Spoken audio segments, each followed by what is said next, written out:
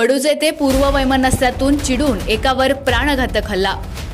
Vaduj ST आगार परिसरानजीक घडली घटना, पाहुयात सविस्तर बातमी। देवाचं चांगलं बघत नाही या कारणावरून वडूज एसटी स्टँड नजीक असणाऱ्या रिक्षा थांब्याजवळ आज दुपारी अक्षय जाधव राहणार कातरखटाव याच्यावर हिम्मत पाटोळे राहणार वडूज याने प्राणघातक हल्ला केला। संबंधित घटनेची नोंद ठाण्यात झालेली आहे। आज वडूज शहरातील आठवडी बाजार असतो। बाजारानिमित्त वडूज परिसरातील विविध गावातील लोक या बाजारासाठी आलेले होते। दुपारी वडूज एसटी आगाराच्या नजीक असणाऱ्या रिक्षा थांब्याजवळ कातरखटाव गावचा रहिवासी असलेला यल्लमा देवीचा भक्त अक्षय जाधव वय 27 हा उभा होता।